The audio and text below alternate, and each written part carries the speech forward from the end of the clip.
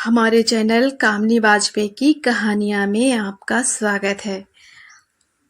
आइए सुनते हैं कहानी भविष्यवाणी। दोपहर का समय था। किरण पंखा चलाए आराम से पांव पसारे सो रही थी कि अचानक बाहर किसी के दरवाजा खटखटाने की आवाज आई। माँ ने किरण को आवाज दी, किरण जा, बाहर कोई दरवाजा खटखटा रहा है, देख कौन है। किरण ने नींद में ही कहा, माँ जो हो कह दो अंदर आ जाए, किवाड़ उड़ के ही तो हैं। यह कह उसने करवट बदल ली। किरण की माँ सुमित्रा देवी ने दरवाजे की तरफ देखते हुए पूछा, कौन है। उधर से आवाज आई, मैं माँ जी, मैं रामेंद्र। नाम सुनते ही उनका चेहरा खुशी से हुलस उठा। वो चारपाई से उठ बैठी। तब तक रामेंद्र भी दरवाजा खोल अंदर आ गया और उसने झुककर सुमित्रा जी के चरण छुए। सुमित्रा जी ने उसकी पीठ सहलाते हुए घर की कुशल क्षेम पूछी। किरण, तेरे जीजा जी आए हैं, पानी पीने को ले आ। अब तो किरण को अपनी आंखों में छाई हुई नींद का त्याग करना ही था। अतः वह भरकस प्रयास कर उठी और पंखे को बंद कर बाथरूम में जाकर आंखों में पानी के छींटे मारे और फिर चेहरे को तौलिए से पोंछ किचन में पहुंची।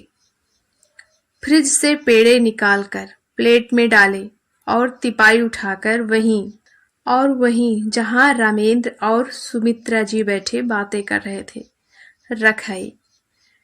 पेड़े की प्लेट और एक गिलास पानी ट्रे में रखकर वह ले जाकर वहां रख नमस्ते कर चाय बनाने चली गई। आज पता नहीं सुमित्रा जी को ऐसा क्यों लग रहा था कि रामेंद्र कुछ परेशान सा है। उन्होंने उससे पूछा, क्या बात है बेटे? मुझे लगता है कि आज तुम जरूर किसी न किसी बात को लेकर परेशान हो। उसने एक ठंडी सी आह भरी और फिर कुर्सी पर अपना सिर टिकाकर आंखें बंद कर कुछ देर तक वह कुछ सोचता रहा। फिर बोला, माँ, क्या आप हाथों की लकीरों का लिखा मानती हो? क्या इन बातों पर विश्वास है आपको? यह कह वह उनका जवाब जानने के लिए उत्सुक हो अपनी दृष्टि उनके चेहरे पर जमा दी। यह सुन वह गंभीर हो उठी। फिर कुछ देर सोचने के बाद बोली, हाँ बेटा, विश्वास तो है मुझे। बहुत से ऐसे ज्ञानी साधु संत देखे हैं मैंने, जो हाथों की लकीरें पढ़ भविष्य बता देते हैं और उनकी बताई हुई बहुत सी बातें भविष्य में सत्य सिद्ध भी हो जाती हैं। पर बेटा, तुम काहे पूछ रहे हो यह सब? रामेंद्र ने एक बार फिर से ठंडी सी आह भरी और फिर बोला, माँ, कल घर में एक संत जी पधारे थे। वे अक्सर हमारी बुआ जी के घर आते हैं। उन लोगों को उन पर बड़ा विश्वास है। मेरी दादी के बार बार कहने पर बुआ इस बार उन्हें घर लेकर आई थी। सब उन्हें अपना हाथ दिखाकर भविष्य पूछ रहे थे, तो दादी ने मुझसे भी हाथ दिखाने को कहा, पर मैंने मना कर दिया क्योंकि मैं अपना वर्तमान जीने में विश्वास रखता हूं। मैं नहीं चाहता कि मैं भविष्य जानूं, क्योंकि अगर मेरा भविष्य आगे अच्छा ना हुआ या उसमें कोई घटना घटने वाली हो तो मैं उसकी चिंता में अपना वर्तमान भी ठीक से ना जी पाऊं, बस भविष्य की चिंता में घुलता रहूं। पर दादी के बार बार कहने पर मैंने उन महात्मा जी को अपना हाथ दिखाया और उन्होंने भविष्य में घटने वाली ऐसी घटना बताई कि जानने के बाद से मेरा मन बहुत बेचैन है। सुमित्रा जी चिंतित होती हुई गंभीर मुद्रा में बोली, ऐसा क्या बता दिया उन महात्मा जी ने? रामेंद्र चिंतित होते हुए बोले, माँ, उन्होंने कहा है कि तुम्हारे हाथों से किसी की हत्या हो सकती है, इसलिए मुझे सावधान रहने को कहा है। समझ में नहीं आता क्या करूं। जी में आता है कि घर परिवार पत्नी बच्ची सब छोड़ दूं, कहीं दूर चला जाऊं। पता नहीं मेरे हाथों से किसका अनिष्ट होने वाला है। ये बात जानने के बाद आज मैं ऑफिस भी नहीं जा पाया। काश कि मैंने अपना हाथ उन महात्मा जी को ना दिखाया होता। उनकी बातें अभी चल ही रही थी कि किरण चाय बनाकर ले आई। किरण ने जैसे ही चाय की ट्रे तिपाई पर रखी कि उसका मोबाइल फोन बज उठा। फोन उसकी बहन कविता का था। वह बात करने के लिए अपने कमरे में चली गई। नमस्ते दीदी, कैसी हो आप? किरण ने कहा। मैं ठीक हूँ किरण, कविता ने जवाब दिया। कस्तूरी कैसी है, क्या कर रही है? किरण ने पूछा। ठीक है, सो रही है, कविता ने जवाब दिया। कस्तूरी कविता की 2 बरस की बेटी का नाम था। दीदी, आप किसी बात से परेशान हैं क्या? मैं जितना पूछ रही हूँ बस उतना ही बता रही हो। मुझे लगता है आप किसी चिंता में डूबी हो। हाँ किरण, चिंता तो है। फिर उन्होंने किरण को उन महात्मा जी की कही सारी बात बतला दी। किरण, मैंने फोन इसलिए किया था कि माँ उन्हें किसी तरह से समझाएं, और तू भी। शायद सबके समझाने से उनकी चिंता कम हो जाए। आज वो इतने परेशान थे कि ऑफिस भी नहीं गए। मैं समझा कर हार गई। मम्मी और दादी ने भी समझाया कि जरूरी नहीं हर बात महात्मा जी की सत्य ही हो, पर वो इस बात को मन से निकाल ही नहीं पा रहे। सुबह सुबह तैयार होकर जाने कहाँ चले गए, अभी तक कुछ खाया भी नहीं। आप परेशान ना हो दीदी, वो यहीं आए हैं, यहीं खा लेंगे, सब ठीक हो जाएगा। जैसे जैसे दिन बीतते जाएंगे बात बिसरती जाएगी, और फिर जो नियति को मंजूर होगा वही होगा। ऐसे चिंता करने से भला क्या होगा? फोन रखकर किरण ने कहा, जीजा जी, इस बात को लेकर दीदी भी बहुत परेशान है। अब इस बात को भूलने की कोशिश करो। जब जो होगा देखा जाएगा। कल के डर से आज ना खराब करो। सबकी बातों से रामेंद्र की चिंता कम हो गई, मन हल्का हो गया। धीरे धीरे समय बीतता गया और रामेंद्र के दिमाग से ये चिंता लगभग खत्म हो चुकी थी। वह महात्मा जी की भविष्यवाणी लगभग भूल ही चुका था। वह अपनी जिंदगी को फिर हंसी खुशी जीने लगा था। उस बात को करीब 2 साल हो गए थे। उस दिन रविवार का दिन था। रामेंद्र घर पर था। कविता किचन में व्यस्त थी। तभी सासू माँ की आवाज उसके कान में सुनाई दी। बहू, समिता की सहेली तन्वी आई है, जरा 4 कप चाय बना ला। तन्वी का नाम सुन कविता का दिल जल उठा। वह गुस्से में भनभनाती हुई बोली, अब जबकि समिता ससुराल में है तो भला जाने क्यों चली आती है ये, मेरा जी जलाने को। माँ जी से दांत दिखाते हुए कहेंगी कि मैं यहाँ से गुजर रही थी तो सोचा आप लोगों से मिलती चलूं। यह नहीं कहती कि रामेंद्र से मिलने आती हैं। आखिर ये जब यहाँ से गुजरती हैं तो इतवार के ही दिन क्यों, किसी और दिन क्यों नहीं माँ जी से मिलने आती हैं? पता नहीं इसके हाथ कब पीले होंगे, कब मिलेगी मुझे इससे मुक्ति।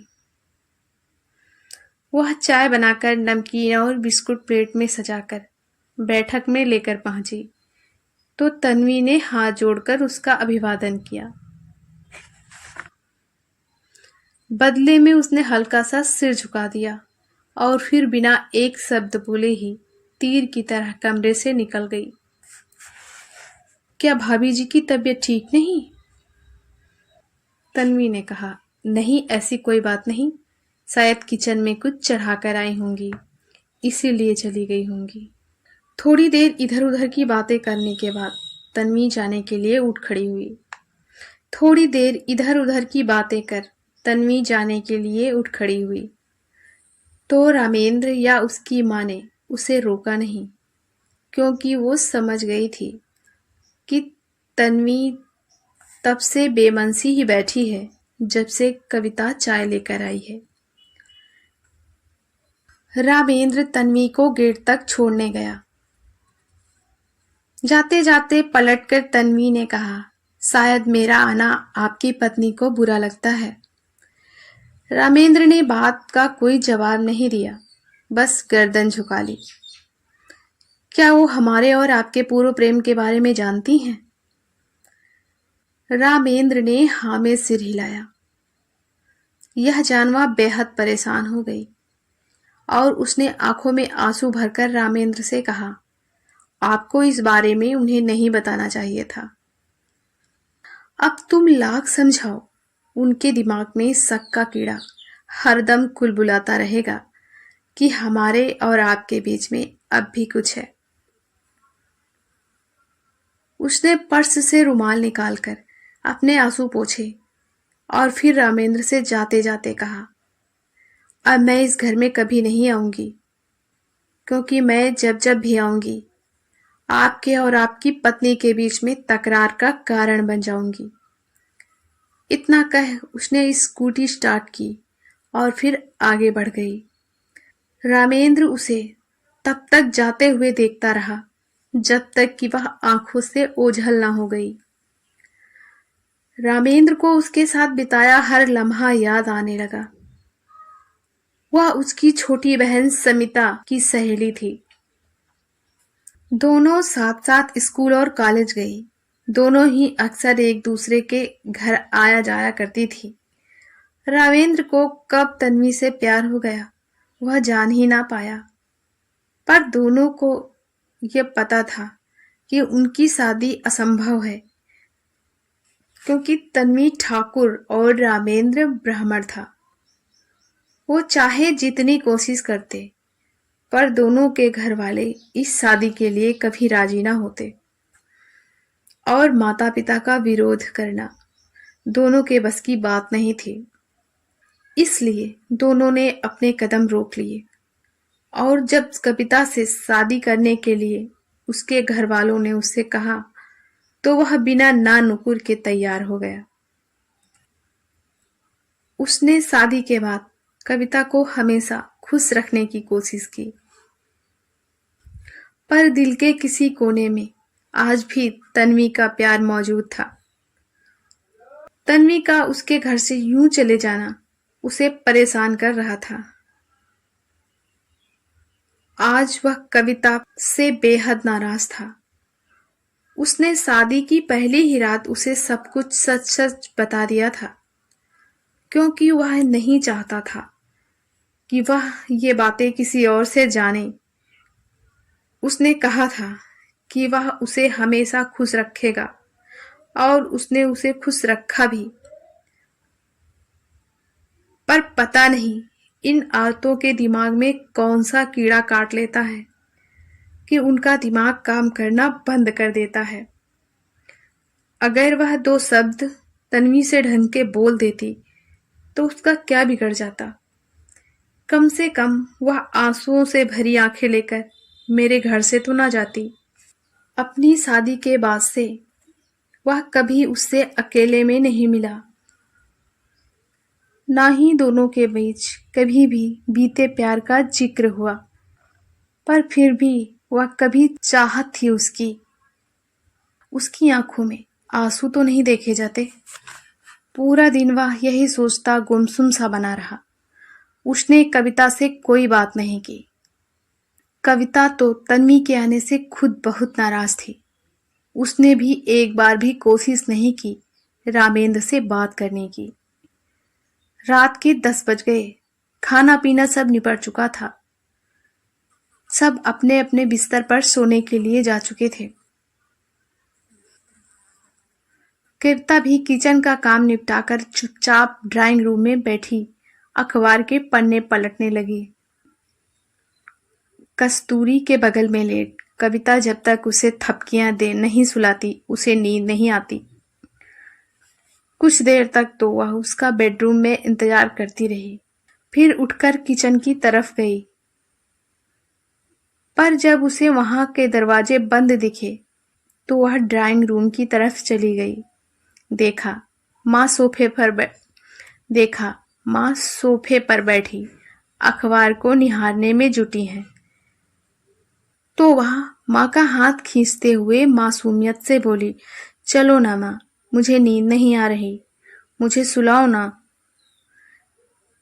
कविता के सिर पर तो जैसे लड़ाई का भूत सवार था। उसने अपनी मासूम सी बच्ची का हाथ झटक कर जोर से कहा, जा अपने बाप से कह सुलाए तुझे। क्या घर के सारे कामों की जिम्मेदारी मेरी ही है? जिस दिन से ब्याह कर आई हूं इस घर में नौकरानी बनकर रह गई हूं। पूरा दिन मैं सबकी चाकरी करूं और वो आराम से अपनी पूर्व प्रेमिका से इश्क लड़ाते रहें। वह अनाप शनाप बकती चली जा रही थी। पूरे दिन यह गुबार उसने बड़ी मुश्किल से रोक रखा था। वह एक बार निकला तो निकलता ही चला गया। कस्तूरी रोने लगी तो उसने उसके गाल पर एक थप्पड़ रसीद कर दिया। इतनी आवाज सुन उसके सास ससुर और दादी माँ ड्राइंग रूम की तरफ भागे कि आखिर कविता को क्या हो गया है, वह चिल्ला क्यों रही है। वह सब जानते थे कि तन्वी के आने के बाद से आज कविता का मूड वैसे ही खराब है। रामेंद्र जो कस्तूरी का रोना सुन कमरे में पहले ही आ चुका था और उसे बार बार चुप होने को कह रहा था। दोनों की लड़ाई इस हद तक बढ़ गई थी कि रामेंद्र ने आवेश में आकर उसके गाल पर एक जोरदार थप्पड़ मारा और उसे दीवार की तरफ जोर से धकेल दिया। वह दीवार से जा टकराई और उसकी नाक से बहुत तेजी से खून बहने लगा और वह बेहोश हो गई। यह देख सबके होश उड़ गए। रामेंद्र पागलों की तरह रोने लगा, कविता कविता कविता प्लीज आंखें खोलो कविता। पर कविता ने एक बार जो आंखें बंद की तो फिर दोबारा ना खोली। सब लोग उसे लेकर बदहवास से अस्पताल पहुंचे तो डॉक्टर ने उसे मृत साबित कर दिया। तब सबके दिमाग में बस एक ही बात आई, महात्मा जी की भविष्यवाणी। हमारी पूरी कहानी सुनने के लिए आपका बहुत बहुत धन्यवाद। हमारी कहानी आपको कैसी लगी प्लीज़ कमेंट करके ज़रूर बताएं। अगर आप हमारे चैनल पर नए हैं तो प्लीज़ लाइक, सब्सक्राइब और शेयर करें। हमें कमेंट करके ज़रूर बताइएगा, क्या आप लोग हाथों की लकीरों को मानते हैं?